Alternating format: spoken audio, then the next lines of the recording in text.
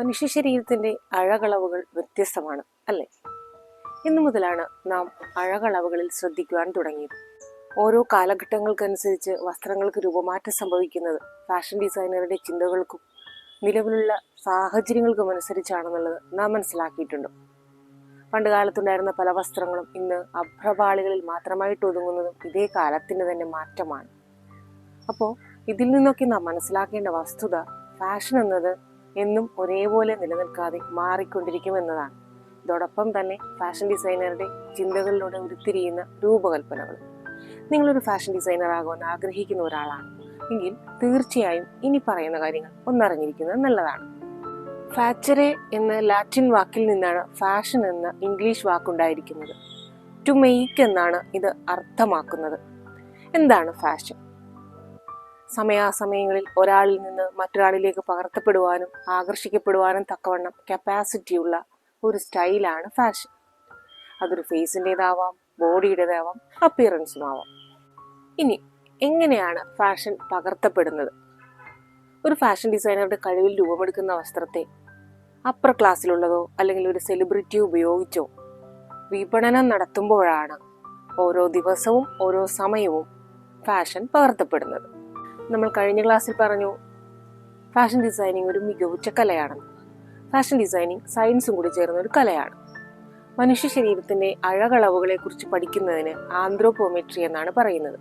ഓരോ ആവശ്യക്കാരൻ്റെയും അഴകളവിൻ്റെ കൂടെ pattern, texture, colour, form എന്നിവ കൂടി ചേരുമ്പോൾ അത് പരിപൂർണമായ ഒരു ഡിസൈനായി മാറുന്നു. ഫാഷൻ എന്നത് റോയൽറ്റിയിൽ നിന്ന് ലോവർ ക്ലാസ്സിലൂടെ താഴേക്ക് പതിക്കുന്ന ഒന്നാണ്. നൂറ്റാണ്ടുകളിലും പതിറ്റാണ്ടുകളിലും യുഗങ്ങളിലും ഒക്കെ രൂപമാറ്റം സംഭവിക്കുന്നുണ്ടെങ്കിലും ഫാഷൻ എന്ന ശ്വാസം നമുക്ക് ലോകത്തിൻ്റെ ഏത് കോണിലും കാണാം. എങ്ങനെയാണ് ഫാഷൻ സ്പ്രെഡ് ചെയ്യപ്പെടുന്നത്? Magazines, TV, radio, news papers, ഇതിലൊക്കെ ഉപരിയായി ഇന്ന് സോഷ്യൽ മീഡിയ പ്ലാറ്റ്ഫോമുകളിലൂടെയൊക്കെ കിട്ടുന്ന പബ്ലിസിറ്റിയിലൂടെയൊക്കെയാണ് ഫാഷൻ സ്പ്രെഡ് ചെയ്യപ്പെടുന്നത്. ആരാണ് ഡിസൈൻ പ്രൊഫഷണൽസ്? തൻ്റെ ഇക്വിപ്മെൻ്റായ സ്വന്തം ആശയത്തിലേക്ക് ഇമോഷൻസും ലൈഫിലെ എക്സ്പീരിയൻസും ഒരുമിച്ച് ചാലിച്ച് ചേർത്തുകൊണ്ട് ഡിസൈൻ രൂപകൽപ്പന ചെയ്യാൻ കഴിവുള്ളവരാണ് ഡിസൈൻ പ്രൊഫഷണൽസ്. സ്വന്തം ആശയത്തിൽ നിന്ന് ഇലകൾ കൊണ്ട് തൻ്റെ നഗ്നത മറയ്ക്കാൻ ആവശ്യമായ രീതിയിൽ ഡിസൈൻ രൂപകൽപ്പന ചെയ്ത ആദിമ മനുഷ്യൻ തന്നെയല്ലേ ആദ്യത്തെ ഫാഷൻ ഡിസൈനർ?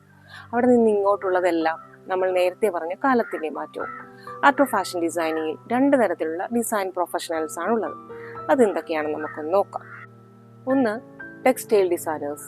നാം ധരിക്കുന്ന വസ്ത്രങ്ങളുടെയും കാർപ്പറ്റുകളുടെയും എല്ലാം design, colour, shape, texture, pattern എന്നീ കീ എലമെന്റ്സ് ഉപയോഗിച്ചുകൊണ്ട് ഡൈയിങ്, വീവിങ്, പ്രിന്റിംഗ് എന്നീ പ്രക്രിയകളിലൂടെ രൂപകൽപ്പന ചെയ്യാൻ കഴിവുള്ള ടെക്നിക്കൽ എക്സ്പീരിയൻസ് ഉള്ളവരാണ് ടെക്സ്റ്റൈൽ ഡിസൈനേഴ്സ്.